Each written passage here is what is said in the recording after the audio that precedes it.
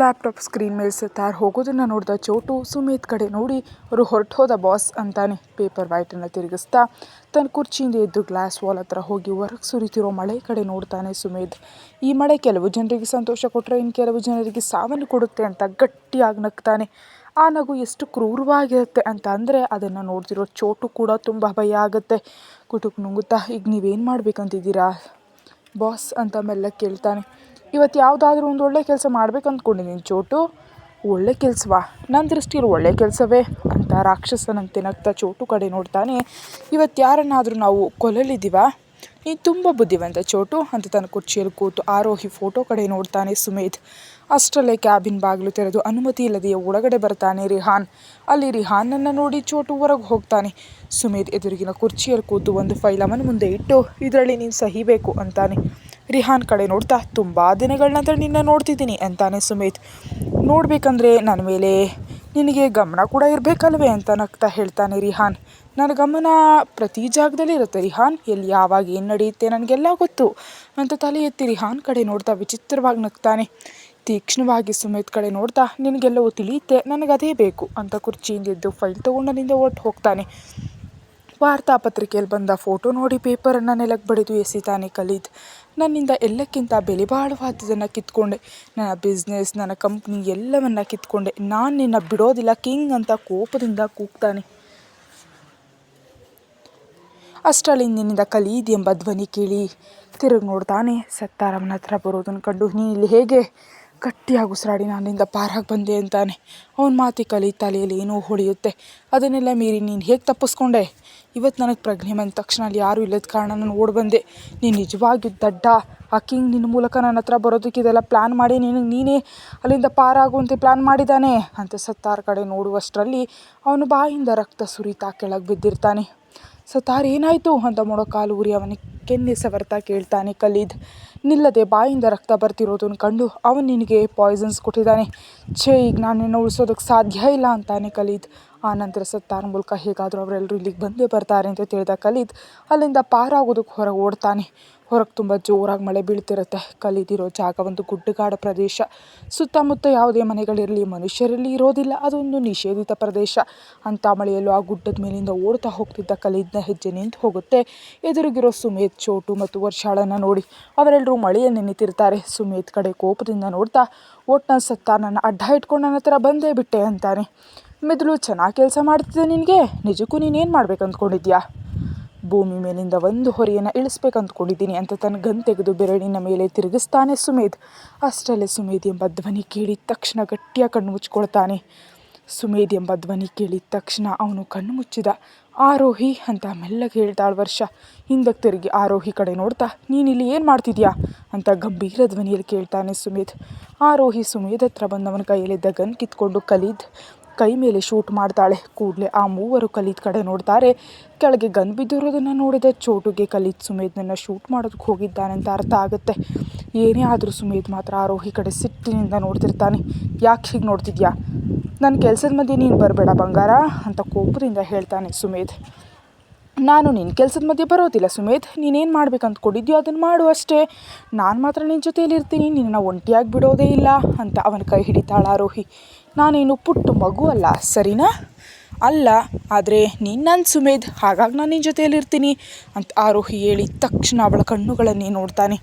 ಅವರ ಮಾತಿನಲ್ಲಿ ಬ್ಯುಸಿಯಾಗಿರೋದನ್ನು ನೋಡಿ ಅಲ್ಲಿಂದ ಪಾರಾಗೋದಕ್ಕೆ ನೋಡ್ತಾನೆ ಖಲೀದ್. ಅದನ್ನು ನೋಡಿದ ಚೋಟು ಒಂದು ಪಂಚ್ ಕೊಟ್ಟು ಕೆಳಗೆ ಬೀಳಿಸ್ತಾನೆ. ಈ ಕಿಂಗ್ ಮತ್ತು ಆರೋಹಿ ಇವಾಗಲೇ ರೊಮ್ಯಾನ್ಸ್ ಮಾಡಬೇಕಾ ಅಂತ ಅಂದ್ಕೊಳ್ತಾಳೆ ವರ್ಷ.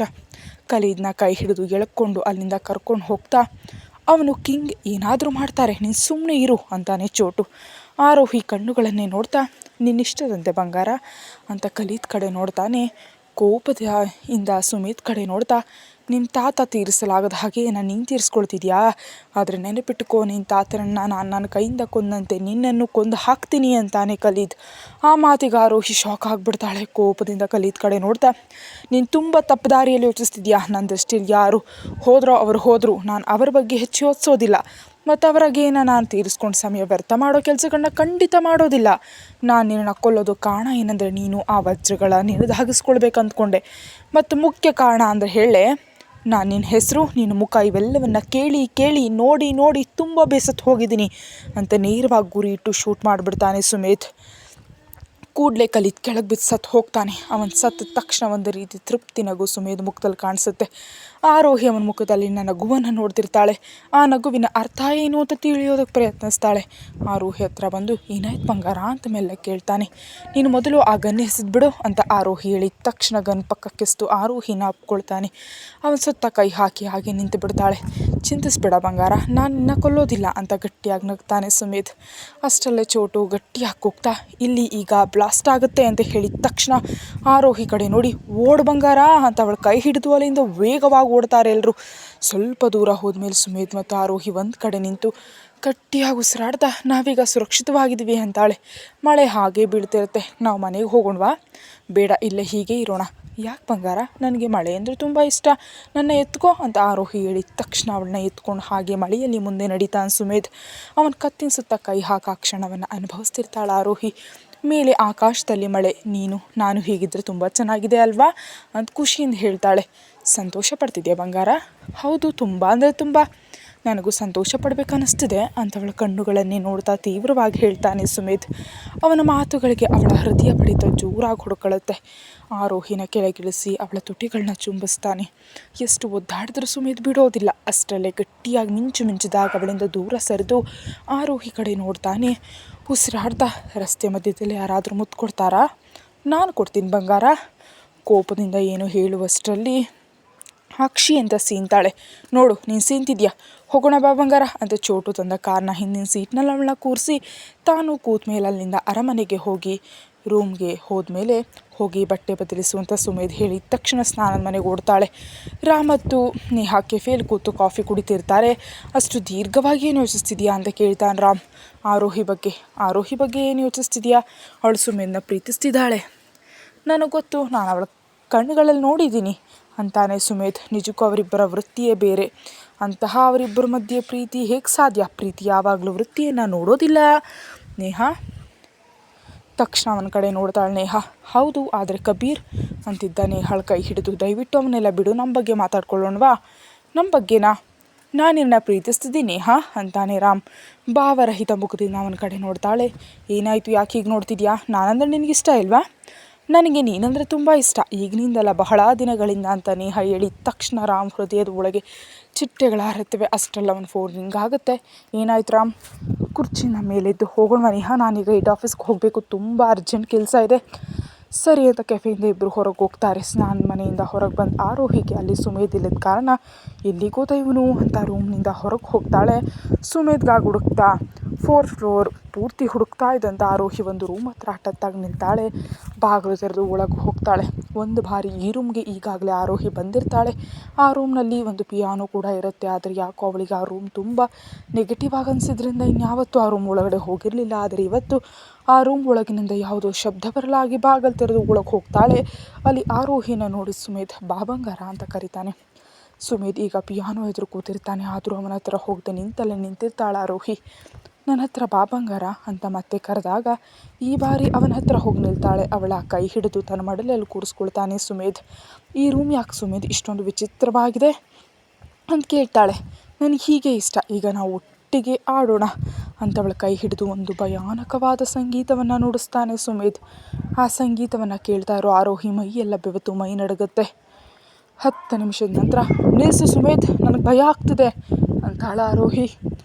ಅವಳ ಭುಜದ ಮೇಲೆ ಮುತ್ತಿಟ್ಟು ನಿನ್ನ ಇಷ್ಟದಂತೆ ಬಂಗಾರ ಹೋಗೋಣವಾ ಅಂತ ಅವಳ ಕೈ ಹಿಡಿದು ಮೇಲೆ ಹೇಳ್ತಾನೆ ಸುಮೇಧ್. ರೂಮ್ಗೆ ಹೋದ್ಮೇಲೆ ಆರೋಹಿಗೆ ತುಂಬ ಚಳಿ ಆಗ್ತಿರೋದನ್ನು ಕಂಡು ಅವಳ ಹಣೆ ಮೇಲೆ ಕೈ ಇಟ್ಟು ನೋಡ್ತಾನೆ. ಸ್ವಲ್ಪ ಜ್ವರ ಇರೋದ್ರಿಂದ ಮುಂದಿನ ಬಾರಿ ನೀನು ಮಳೆಯಲ್ಲಿ ನೆನಿಬಾರ್ದು ಅಂತ ಗಂಭೀರವಾಗಿ ಎಚ್ಚರಿಕೆ ನೀಡಿ ಫಸ್ಟ್ ಏಡ್ ಬಾಕ್ಸ್ ತಂದು ಮಾತ್ರೆ ತೆಗೆದು ಅವಳಿಗೆ ನೀಡ್ತಾನೆ. ಆರೋಹಿ ಮಾತ್ರೆ ನುಂಗಿದ ಮೇಲೆ ಅಲ್ಲಿಂದ ಇಳ್ದಿದ್ದ ಸುಮೇಧ್ನ ಮಡಿಲಲ್ಲಿ ತಲೆ ಇಟ್ಟು ಮಲಗ್ತಾಳ ಆರೋಹಿ ಆಕೆ ಮಾಡಿದ ತಕ್ಷಣ ಸುಮೇಧ್ ಅಲ್ಲೇ ಹಾಕಿ ಮೌನವಾಗಿಬಿಡ್ತಾನೆ. ತಲೆ ತಗ್ಗಿಸಿ ಅವಳ ಕಡೆ ನೋಡ್ತಾ ಏನು ಮಾಡ್ತಿದ್ಯಾ ಬಂಗಾರ? ಮಲಗೋದಕ್ಕೆ ಪ್ರಯತ್ನಿಸ್ತಿದ್ದೀನಿ, ಹೀಗೇನಾ? ಹೌದು, ಹೀಗೆ ಮಲಗ್ತೀನಿ ಅಂತ ಅವನ ಸುತ್ತ ಕೈ ಹಾಕೊಂಡು ಮುಚ್ಕೊಳ್ತಾಳ ಆರೋಹಿ. ಅವಳ ತಲೆ ಮೇಲೆ ಕೈ ಹಾಕಿ ಸವರ್ತಿರ್ತಾನೆ ಸುಮೇಧ್. ಆರಂಭದಲ್ಲಿದ್ದ ಹಾಗೆ ಈಗ ನನ್ನ ಜೊತೆ ಹಾಗಿರೋದಿರಲು ಏನಾದರೂ ಕಾರಣ ಇದೆಯಾ? ನೀನು ನಾನು ಆರೋಹಿ, ನಿನಗೆ ನೋವುಂಟು ಮಾಡದಂತೆ ಜಾಗ್ರತೆಯಾಗಿ ನೋಡ್ಕೊಳ್ಬೇಕು, ಅದಕ್ಕೆ ನಿನಗಾಗಿ ನನ್ನನ್ನು ನಾನು ಬದಲಾಯಿಸ್ಕೊಂಡಿದ್ದೀನಿ ಅಂತ ಸುಮೇಧ್ ಹೇಳಿದ ತಕ್ಷಣ ಕಣ್ ತೆರೆದು ಅವನ ಕಡೆ ನೋಡ್ತಾಳೆ ಆರೋಹಿ. ನೀನು ಜೀವನ ಪರ್ಯಂತ ನಾನು ಆರೋಹಿಯಾಗಿ ನನ್ನ ಜೊತೆ ಇರ್ತೀಯಾ? ನಿನಗೆ ಇಷ್ಟ ಇರಲಿ ಇಲ್ದಿರಲಿ ನನಗೆ ಬೇಜಾರಿಲ್ಲ ಅಂತಾನೆ. ನಿಜವಾಗಿಯೂ ಏನಾದರೂ ಅನುಮಾನ ಇದೆಯಾ? ಇಲ್ಲ ಅಂತ ಕಣ್ಣು ಮುಚ್ಕೊಳ್ತಾಳೆ ಆರೋಹಿ. ಆರೋಹಿ ಹೇಳೋ ಹೊತ್ತಿಗೆ ಸಂಜೆ ಆಗಿರುತ್ತೆ. ಬೆಡ್ ಮೇಲೆ ಕೂತು ಸುಮೇಧ್ಗಾಗಿ ಸುತ್ತಲೂ ನೋಡ್ತಾಳೆ. ಅಲ್ಲಿ ಸುಮೇಧ್ ಇಲ್ಲದ ಕಾರಣ ಬಾಲ್ಕನಿ ಹತ್ರ ಹೋಗೋರಾಗ ನೋಡ್ತಾಳೆ. ಆಗಲೂ ಸಣ್ಣ ಸಣ್ಣ ಹನಿಗಳೊಂದಿಗೆ ತಣ್ಣನೆ ಗಾಳಿ ಬಂದ ತಾಗ್ತಾಗ ಹಾಯಾಗನ್ಸಿ ಕಣ್ಣು ಮುಚ್ಕೊಳ್ತಾಳೆ. ಇಲ್ಲೇನು ಮಾಡ್ತಿದ್ಯಾ ಬಂಗಾರ ಅಂತ ಸುಮೇಧ್ ಧ್ವನಿ ಕೇಳಿ ಕಣ್ ತೆರೆದು ತಿರುಗಿ ನೋಡ್ತಾಳೆ ಆರೋಹಿ. ಇಲ್ಲಿ ಎಷ್ಟು ತಣ್ಣಗಿದೆ ಅಲ್ವಾ ಸುಮೇಧ್, ಮಳೆ ಬಿದ್ದರೆ ಈ ಪ್ರಪಂಚ ಎಷ್ಟು ಸುಂದರವಾಗಿರುತ್ತೋ ಅಂತ ನಗ್ತಾ ಹೇಳ್ತಾಳೆ. ನಿನಗೆ ಹುಷಾರಿಲ್ಲ, ಇಲ್ಲಿಗ್ಯಾಕೆ ಬಂದೆ ಅಂತ ಸ್ವಲ್ಪ ಗಂಭೀರವಾಗಿ ಕೇಳ್ತಾನೆ. ಈಗ ನಾನು ಚೆನ್ನಾಗಿದ್ದೀನಿ ಅಂತ ಅವನ ಹತ್ರ ಹೋಗ್ತಾಳೆ. ಅವಳ ಹಣೆ ಮೇಲೆ ಕೈ ಇಟ್ಟು ಜ್ವರ ಇದೆಯಾ ಇಲ್ವಾ ಅಂತ ಪರೀಕ್ಷಿಸಿ, ಜ್ವರ ಇಲ್ಲ, ಈಗ ನೀನು ಸರಿ ಇದೆಯಾ ಅಂತ ಅವಳು ಸೊಂಟ ಸುತ್ತ ಕೈ ಹತ್ರ ಹೇಳ್ಕೊಳ್ತಾನೆ. ಸ್ವಲ್ಪ ಹೊತ್ತು ಮೌನದ ನಂತರ ಸುಮೇಧ್ ಆ ರಹಸ್ಯ ಕೋಣೆಯಲ್ಲಿರೋ ಎಲ್ಲವೂ ಅಂತ ಅವನ ಕಡೆ ನೋಡ್ತಾಳೆ. ಅವಳ ಕೆನ್ನೆ ಸವರ್ತಾ ಹ್ಞೂ ಅಂತಾನೆ ಸುಮೇಧ್. ನೀನು ಅವನ್ನೆಲ್ಲ ಸಂಗ್ರಹಿಸೋದನ್ನು ಬಿಟ್ಬಿಡಬಹುದಲ್ವೇ ದಯವಿಟ್ಟು ಅಂತ ಹೇಳ್ತಿರೋ ಆರೋಹಿ ಕಡೆ ನೋಡ್ತಾ ಅವಳ ತುಟಿಗಳ ಮೇಲೆ ಬೆರಳಿಟ್ಟು ನಾನು ನಿನಗೆ ನನ್ನ ಬಗ್ಗೆ ಪ್ರತಿಯೊಂದು ವಿಷಯವನ್ನು ಹೇಳಿದ್ದೀನಿ ಅಂದರೆ ಅದರರ್ಥ ನೀನು ನನ್ನ ಹೆಂಡತಿ, ನನ್ನ ಬಗ್ಗೆ ಎಲ್ಲವನ್ನ ತಿಳ್ಕೊಳ್ಳೋ ಹಕ್ಕು ನಿನಗಿದೆ. ಆದರೆ ಇದು ಮಾಡಬೇಡ ಅದು ಮಾಡಬೇಡ ಅಂತ ನೀನು ನನ್ನ ತಡೆಯೋದಕ್ಕೆ ಸಾಧ್ಯ ಇಲ್ಲ ಅಂತ ಮೆಲ್ಲ ಗಂಭೀರ ಧ್ವನಿಯಲ್ಲಿ ಹೇಳ್ತಾನೆ. ಆದರೆ ನನಗೆ ಅದೆಲ್ಲ ಇಷ್ಟ ಇಲ್ಲ ಸುಮೇಧ್, ನಾನು ನಿನ್ನನ್ನು ಒಪ್ಕೊಂಡಿದ್ದೀನಿ, ನೀನು ಹೇಗಿದೆಯೋ ಹಾಗೆ ಒಪ್ಕೊಂಡಿದ್ದೀನಿ, ಆದರೆ ದಯವಿಟ್ಟು ಅಂತ ತಲೆ ಎತ್ತಿ ಅವನ ಕಡೆ ನೋಡ್ತಾಳೆ. ಏನೂ ಮಾತಾಡದೆ ಆರೋಹಿನ ದೂರ ಸರಿಸಿ ಅಲ್ಲಿಂದ ಹೊರಟು ಹೋಗ್ತಾನೆ ಸುಮೇಧ್. ಗಟ್ಟಿಯಾಗಿ ಉಸಿರಾಡಿ, ನೀನು ಮನುಷ್ಯರ ಜೀವನದ ಜೊತೆ ಆಟ ಆಡೋದು ನಿಜವಾಗಿಯೂ ನನಗಿಷ್ಟ ಇಲ್ಲ ಸುಮೇಧ್. ನನಗೆ ಒಬ್ಬ ಒಳ್ಳೆಯ ಗಂಡ ಬೇಕು. ನಾನು ನಿನ್ನನ್ನು ಪ್ರೀತಿಸ್ತಿದ್ದೀನಿ, ಆದರೆ ಅದಕ್ಕಿಂತ ಹೆಚ್ಚಾಗಿ ಭಯಪಡ್ತಿದ್ದೀನಿ ಕೂಡ. ಮತ್ತಿವತ್ತು ನೀನು ಆ ರಹಸ್ಯ ಕೋಣೆಯಲ್ಲಿ ನನಗೆ ತೋರಿಸಿದ ಮನುಷ್ಯರ ಅಂಗಾಂಗಗಳ ಸಂಗ್ರಹ, ಅವುಗಳನ್ನ ನೋಡಿದ ಮೇಲೆ ನನಗಿನ್ನೂ ಭಯ ಆಗ್ತಿದೆ ಅಂತ ಅಂದ್ಕೊಳ್ತಾಳೆ ಆರೋಹಿ. ರಾತ್ರಿ ಸುಮೇಧ್ ಹೊರ ಹೋದ ಮೇಲೆ ಅವನಿಗೆ ಕಾಯ್ತಿರ್ತಾಳೆ ಆರೋಹಿ. ಊಟ ಕೂಡ ಮಾಡದೆ ಬೆಡ್ ಮೇಲೆ ಮಲಗಿ ಸಮಯ ನೋಡ್ತಿರ್ತಾಳೆ. ಅಷ್ಟರಲ್ಲಿ ರಾತ್ರಿ 12 ಆಗುತ್ತೆ. ಆದರೂ ಸುಮೇಧ್ ಬರೋದಿಲ್ಲ. ಕೋಪ ಬಂದರೆ ಆಗಲೇ ತೀರಿಸ್ಕೊಳ್ಬೇಕು, ಹಾಗಿಲ್ಲದೆ ಈ ಕೋಪದಿಂದ ಹೊರಗೆ ಹೋಗಿ ಇಲ್ಲಿವರೆಗೆ ಬರೆದಿದ್ರೆ ಹೇಗೆ ಅಂತ ಯೋಚಿಸ್ತಿರೋ ಆರೋಹಿಗೆ ಅಷ್ಟರಲ್ಲೇ ರೂಮ್ ಬಾಗಿಲು ತೆರೆದ ಸುಮೇಧ್ ಒಳಗಡೆ ಬರೋದನ್ನು ನೋಡಿ ತಕ್ಷಣ ಬೆಡ್ ಮೇಲೆ ಕೂತು ಬಿಡ್ತಾಳೆ. ಎದುರಿಗಿನ ಬಾಗಿಲ ಹತ್ರ ನಿಂತ ಸುಮೇಧ್ ಬಾಗಿಲು ಹಾಕಿ ಮೆಲ್ಲಗೆ ಆರೋಹಿ ಹತ್ರ ಬಂದು ಅವಳ ಮೇಲೆ ವಾಲ್ ಬಿಡ್ತಾನೆ. ಸುಮೇಧ್ ಏನು ಮಾಡ್ತಿದ್ದೆ ನೀನು? ಒಂದು ನಿಮಿಷ, ನೀನು ಕುಡ್ದಿದ್ಯಾ ಅಂತ ಆಘಾತದಿಂದ ಕೇಳ್ತಾಳೆ ಆರೋಹಿ. ಅವಳ ಕಡೆ ನೋಡ್ತಾ ಆರೋಹಿ ಕೂದಲನ್ನು ಕಿವಿ ಹಿಂದೆ ಸರಿಸಿ ಸ್ವಲ್ಪ ಬಂಗಾರ ಅಂತ ಮೆಲ್ಲಗೆ ಹೇಳ್ತಾನೆ. ಕೋಪದಿಂದ ಅವನ ಕಡೆ ನೋಡ್ತಾ, ಇದು ನೀನು ಮನೆಗೆ ಬರೋ ಸಮಯವ ಸುಮೇಧ್? ನಾನು ನಿನಗಾಗಿ ಎಷ್ಟೊತ್ತಿನಿಂದ ಕಾಯ್ತಿದ್ದೀನಿ ಗೊತ್ತಾ? ಏನು ಹೇಳ್ದೆ ಕೇಳದೆ ಮುನಿಸ್ಕೊಂಡು ರೂಮ್ನಿಂದ ಹೊರಟು ಹೋದೆ. ನೀನು ಹೋದ್ಮೇಲೆ ಏನೇನೋ ಕೆಟ್ಟ ಯೋಚನೆಗಳೆಲ್ಲ ನನ್ನ ತಲೆಯಲ್ಲಿ ಎಷ್ಟು ಬಂದವು ಗೊತ್ತಾ ಅಂತಾಳ ಆರೋಹಿ. ಅವಳು ಹಾಗೆ ಹೇಳ್ತಾ ಹೋಗ್ತಿರ್ತಾಳೆ. ಆದರೆ ಸುಮೇಧ್ ನೋಟ ಮಾತ್ರ ಆರೋಹಿ ತುಟಿಗಳ ಮೇಲೆ ಇರುತ್ತೆ. ನಾನು ಇಷ್ಟೊಂದು ಬಡಬಡಿಸಿದ್ರು ನೀನೇನು ಹೇಳ್ತಿಲ್ವಲ್ಲ ಯಾಕೆ ಅಂತ ಅವನ ಕಡೆ ನೋಡಿದ ಆರೋಹಿಗೆ ಸುಮೇಧ್ ನೋಟ ಎಲ್ಲಿದೆ ಅಂತ ತಿಳಿದು ಕಣ್ಣು ಸಣ್ಣದು ಮಾಡಿ ಅವನ ಕಡೆ ನೋಡ್ತಾ, ಕಾಮ ಪ್ರಚೋದಕ ಅಂತಾಳ ಆರೋಹಿ. ಕೇವಲ ನಿನಗಾಗಿ ಬಂಗಾರ ಅಂತ ಅವಳ ಕೆನ್ನೆ ಮೇಲೆ ಮುತ್ತಿಡ್ತಾನೆ ಸುಮೇಧ್. ಅವನ ಕೆನ್ನೆ ಮೇಲೆ ಕೈ ಹಾಕಿ ಸವರ್ತಾ, ಯಾಕೆ ಕುಡ್ದೆ ಅಂತ ಮೆಲ್ಲ ಕೇಳ್ತಾಳೆ. ಅವಳ ಕಣ್ಣುಗಳನ್ನೇ ನೋಡ್ತಾ, ನಾನು ಮನುಷ್ಯರ ಅಂಗಾಂಗಗಳನ್ನು ಸಂಗ್ರಹಿಸೋದು ನಿನಗಿಷ್ಟ ಇಲ್ಲ ಅಲ್ವಾ? ನಾನು ಅವನ್ನೆಲ್ಲ ಬಿಟ್ಟುಬಿಡಬೇಕು ಅಂತ ನೀನು ಬಯಸ್ತಿದೀಯಾ ಅಲ್ವಾ ಅಂತ ಕೇಳ್ತಾನೆ. ಹೌದು ಅಂತ ಮೆಲ್ಲ ಕೇಳ್ತಾಳೆ ಆರೋಹಿ. ಅವಳ ತಲೆಗೆ ತನ್ನ ತಲೆ ಆನಿಸಿ, ನೀನು ಹೇಳ್ತೀಯಲ್ಲ ಇನ್ನು ನಾನು ಅವನ್ನೆಲ್ಲ ಬಿಟ್ಟುಬಿಟ್ಟೆ, ನಿನಗಿಷ್ಟ ಇಲ್ಲದೆ ಯಾವುದು ನನಗೆ ಬೇಡ ಅಂತ ಸುಮೇಧ್ ಹೇಳಿದ ಮಾತಿಗೆ ಶಾಕ್ ಆಗ್ತಾ ಅವನ ಕಡೆ ನೋಡಿ, ನಿಜಾನಾ ಅಂತ ಖುಷಿಯಿಂದ ಕೇಳ್ತಾಳೆ. ಸುಮೇಧ್, ಚಕ್ರವರ್ತಿ ಯಾವಾಗಲೂ ಸುಳ್ಳು ಹೇಳೋದಿಲ್ಲ ಬಂಗಾರ ಅಂತಾನೆ. ನೀನು ನಿಜವಾಗಿಯೂ ಆ ಮನುಷ್ಯರ ಅಂಗಾಂಗಗಳ ಸಂಗ್ರಹವನ್ನು ನಿಲ್ಲಿಸ್ತೀಯಾ? ಸುಮೇಧ್, ಚಕ್ರವರ್ತಿ ಯಾವತ್ತೂ ಸುಳ್ಳು ಹೇಳೋದಿಲ್ಲ. ನಾನು ನಿನ್ನ ಪ್ರೀತಿಸ್ತಿದ್ದೀನಿ Sumedh. I love you so much. I love you too. ಈಗ ನನಗೆ ನೀನು ಬೇಕು. ಆ ಮಾತಿಗೆ ಕಣ್ಣು ದೊಡ್ಡದು ಮಾಡಿ ಸುಮೇಧ್ ಪ್ಲೀಸ್ ಅಂತಾಳ ಆರೋಹಿ. ಪ್ಲೀಸ್ ಏನು ಬಂಗಾರ ಅಂತ ಅವಳ ಕಂಠದ ಹತ್ತಿರದಿಂದ ಎದೆವರೆಗೆ ನಿಲ್ಲದೆ ತೇವವಾದ ಮುತ್ತುಗಳನ್ನ ನೀಡ್ತಾನೆ ಸುಮೇಧ್. ನೀನು ಅವಳ ತುಟಿಗಳ ಹತ್ರ ಬಂದು, ನೀನು ಬೇಡ ಅಂತ ಹೇಳಿದ್ರು ನಾನು ನಿಲ್ಲಿಸೋದಿಲ್ಲ ಬಂಗಾರ ಅಂತ ಅವಳ ತುಟಿಗಳನ್ನ ಚುಂಬಿಸ್ತಾನೆ. ಆರೋಹಿ ಕೂಡ ಆ ಮುತ್ತಿಗೆ ಸಹಕಾರ ನೀಡ್ತಿರ್ತಾಳೆ. ಇಬ್ಬರು ತುಂಬ ಗಾಢವಾಗಿ ಚುಂಬಿಸ್ತಿರ್ತಾರೆ. ತುಟಿಗಳನ್ನ ಬಿಟ್ಟು ಕುತ್ತಿಗೆ ಕಡೆ ಹೋಗಿ ಕಚ್ತಾ ಮುತ್ತಿಡ್ತಾ ಇರ್ತಾನೆ. ಆರೋಹಿ ಅವನ ಬೆನ್ನನ್ನು ಸವರ್ತಿರ್ತಾಳೆ. ಭುಜದ ಹತ್ತಿರದಿಂದ ಬಟ್ಟೆಯನ್ನು ಪಕ್ಕಕ್ಕೆ ಸರಿಸಿ ಭುಜದ ಹತ್ತಿರ ಕಚ್ತಾನೆ ಸುಮೇಧ್ ಪ್ಲೀಸ್ ಕಚ್ಚಬೇಡ, ನಂಗೆ ಸ್ವಲ್ಪ ವೈಲ್ಡ್ ಬೇಕು ಬಂಗಾರ, ಸೊ ಧೈರ್ಯವಾಗಿರು ಅಂತ ಅವಳ ಭುಜ, ಕಂಠ, ಕತ್ತಿನ ಎಲುಬಿನ ಮೇಲೆ ಮುತ್ತಿಡ್ತಾ ಕಚ್ತಿರ್ತಾನೆ. ಅವನ ಕೈಗಳು ಅವಳ ಮೈ ಮೇಲೆಲ್ಲ ಓಡ್ತಿರುತ್ತವೆ. ಗಟ್ಟಿಯಾಗಿ ಕಣ್ಣು ಮುಚ್ಕೊಳ್ತಾಳೆ ಆರೋಹಿ. ಸುಮೇಧ್ ಅವಳ ಸೊಂಟದ ಮೇಲೆ ಕೂತು ಒಂದೇ ಬಾರಿ ಅವಳ ರಾತ್ರಿ ಉಡುಪನ್ನು ಹರಿದು ಪಕ್ಕಕ್ಕೆ ಎಸೆತಾನೆ. ಸುಮೇಧ್ ಅಂತ ಅವಳು 2 ಕೈಗಳಿಂದ ಮುಚ್ಕೊಳ್ಳೋದಕ್ಕೆ ಪ್ರಯತ್ನಿಸ್ತಾಳೆ. ಹೀಗೆ ಮಾಡಬೇಡ ಬಂಗಾರ ಅಂತ ಅವಳ 2 ಕೈಗಳನ್ನ ತಾನು ಒಂದೇ ಕೈಯಿಂದ ಹಿಡಿದು ತಡೀತಾನೆ. ಸುಮಿತ್ ಪ್ಲೀಸ್ ಲೈಟ್ ಆಫ್ ಮಾಡು. ಇಲ್ಲ ಪ್ಲೀಸ್. ಅವಳ ಕಡೆ ಒಂದು ಬಾರಿ ನೋಡಿ ಲೈಟ್ ಆಫ್ ಮಾಡಿ ಬೆಡ್ ಲೈಟ್ ಆನ್ ಮಾಡ್ತಾನೆ ಸುಮಿತ್. ಕುತ್ತಿಗೆಯಿಂದ ಮುತ್ತು ಕೊಡುತ್ತಾ ಎದೆ ಭಾಗಕ್ಕೆ ತಲುಪಿ ತನ್ನ ಕೈಗಳಿಂದ ಮರ್ದನ ಮಾಡುತ್ತಾ ಕಚ್ಚುತ್ತಾ ಅವಳು ಕೂಗ್ತಿರೋ ಪ್ರತಿ ಬಾರಿ ಕಚ್ಚಿದ ಜಾಗದಲ್ಲಿ ತೇವವಾದ ಮುತ್ತುಗಳನ್ನ ನೀಡ್ತಾ ಹಾಗೆ ಕೆಳಕ್ಕೆ ಇಳಿದು ಹೊಕ್ಕಳಿನ ಹತ್ರ ಸೆಟಲ್ ಆಗಿ ಅಲ್ಲಿ ಮುತ್ತು ಕೊಡ್ತಾ ಆರೋಹಿ ಕಡೆ ನೋಡ್ತಾನೆ. ಅವನು ನೀಡ್ತಿರೋ ಸುಖವನ್ನು ತಡ್ಕೊಳ್ಳಲಾಗದೆ ತನ್ನ ತುಟಿಗಳನ್ನ ತಾನೇ ಕಚ್ಕೊಳ್ತಿರೋ ಆರೋಹಿ ತುಟಿಗಳ ಹತ್ರ ಹೋಗಿ, ನಿನ್ನ ತುಟಿಗಳನ್ನ ಕಚ್ಕೊಳ್ಳೋದನ್ನು ನಿಲ್ಲಿಸು ಬಂಗಾರ, ಇದು ನಾನು ಕಚ್ಚೋದಕ್ಕಾಗಿ ಅಂತ ಅವಳ ತುಟಿಗಳನ್ನ ಚುಂಬಿಸಿ ಅವಳೊಳಗೆ ಪ್ರವೇಶಿಸ್ತಾನೆ. ಆ ನಂತರ ಅವನನ್ನು ತಡೆಯೋದು ಅವಳಿಂದ ಸಾಧ್ಯವಾಗಲಿಲ್ಲ. ರಾತ್ರಿ ಎಲ್ಲ ಅವನಿಗೆ ಇಷ್ಟ ಬಂದಂತೆ ವೈಲ್ಡಾಗಿ ವರ್ತಿಸ್ತಾ ಯಾವಾಗಲೂ ಅವಳನ್ನ ಬಿಟ್ಟು ಪಕ್ಕಕ್ಕೆ ಮಲಗ್ತಾನೆ. ಕೂಡಲೇ ಗಟ್ಟಿಯಾಗಿ ಉಸಿರಾಡ್ತಾ ಅವನ ಎದೆಯಲ್ಲಿ ತಲೆ ಇಟ್ಟು ಮಲಗಿಬಿಡ್ತಾಳೆ ಆರೋಹಿ. ಆರೋಹಿ ಹೇಳುವಷ್ಟರಲ್ಲಿ ಸುಮಿತ್ ಅವಳ ಕಡೆ ನೋಡ್ತಾ ಇರ್ತಾನೆ. ಯಾಕೆ ಹೀಗೆ ನೋಡ್ತಿದ್ಯಾ ಅಂತ ಸುಸ್ತಾದ ಧ್ವನಿಯಲ್ಲಿ ಕೇಳ್ತಾಳೆ ಆರೋಹಿ. ನನ್ನ ಹೆಂಡ್ತಿಯನ್ನು ನೋಡ್ತಿದ್ದೀನಿ, ನೀನು ಈ ಮಧ್ಯೆ ತುಂಬ ರೊಮ್ಯಾಂಟಿಕ್ ಆಗಿಬಿಟ್ಟಿದ್ಯಾ. ಖಂಡಿತ ಬಂಗಾರ, ನೀನು ನನ್ನ ಪಕ್ಕದಲ್ಲಿದ್ದರೆ ನನಗೆ ಈಗಲೂ ಏನಾದರೂ ಮಾಡಬೇಕನ್ನಿಸ್ತಿದೆ. ಈಗಲೂ ಕೂಡ ಬೇಡ. ಅವಳು ತುಟಿಗಳ ಮೇಲೆ ಮುತ್ತಿಟ್ಟು, ಕೇವಲ ನಿನಗಾಗಿ ಬಂಗಾರ ಅಂತಾನೆ ಸುಮಿತ್. ಕೆಳಗೆ ಬಿದ್ದಿದ್ದ ಅವನ ಶರ್ಟ್ ಹಾಕೊಂಡು ಬೆಡ್ ಇಳಿದು ಉಳಿದ ಬಟ್ಟೆಗಳನ್ನೆಲ್ಲ ತೆಗೆದು ಕೋಪದಿಂದ ಅವನ ಕಡೆ ನೋಡ್ತಾಳೆ. ಇಷ್ಟು ಮಾದಕವಾಗಿ ನೋಡಬೇಡ ಬಂಗಾರ, ಮುಂದಿನ ಸಲ ಬಟ್ಟೆಗಳನ್ನೆಲ್ಲ ಸೋಫಾ ಮೇಲೆ ಎಸಿತೀನಿ ಸರಿನಾ. ಅಂತ ಅಲ್ಲಿಂದ ಸ್ನಾನದ ಮನೆಗೆ ಹೋಗ್ತಾಳೆ. ಸ್ನಾನದ ಮನೆಯಿಂದ ಹೊರಗೆ ಬಂದು ರೆಡಿ ಆಗ್ತಾಳೆ ಆರೋಹಿ. ಫೋನಲ್ಲಿ ಮಾತಾಡಿ ರೂಮ್ ಬಂದ ಸುಮಿತ್ ಆರೋಹಿನ ನೋಡ್ತಾ, ಎಲ್ಲಿಗೆ ಹೋಗ್ತಿದ್ಯಾ ಬಂಗಾರ. ನನಗೆ ಹೊರಗೆ ಸ್ವಲ್ಪ ಕೆಲಸ ಇದೆ ಸುಮಿತ್. ನನ್ನ ಪ್ರಶ್ನೆಗೆ ಉತ್ತರ ಇದಲ್ಲ. ಹೆಡ್ ಕ್ವಾರ್ಟರ್ಸ್ ಹತ್ರ ಹೋಗ್ತಿದ್ದೀನಿ ಎಲ್ಲವನ್ನ ಕ್ಲಿಯರ್ ಮಾಡೋದಕ್ಕೆ. ಚಿಂತಿಸ್ಬೇಡ, ನಾನು ಜಾಗೃತಿ ಆಗಿರ್ತೀನಿ ಅಂತ ಸುಮೇಧ್ ಹತ್ರ ಬಂದು ಅವನ ಕೆನ್ನೆ ಮೇಲೆ ಮುತ್ತಿಡ್ತಾಳೆ. ಏನೂ ಮಾತಾಡದೆ ಅವಳ ಹಣೆ ಮೇಲೆ ಮುತ್ತಿಟ್ಟು ಬಾಲ್ಕನಿಗೆ ಹೊರಟು ಹೋಗ್ತಾನೆ ಸುಮೇಧ್ ಹೋದ ಕಡೆ ನೋಡ್ತಾ ಅಲ್ಲಿಂದ ಮುಖ್ಯ ಕಚೇರಿಗೆ ಹೊರಟು ಹೋಗ್ತಾಳೆ ಆರೋಹಿ. ಕತೆ ಮುಂದುವರಿಯುತ್ತೆ. ಹೆಚ್ಚಿನ ವೀಡಿಯೋಗಾಗಿ ಸಬ್ಸ್ಕ್ರೈಬ್ ಮಾಡಿ. Thank you.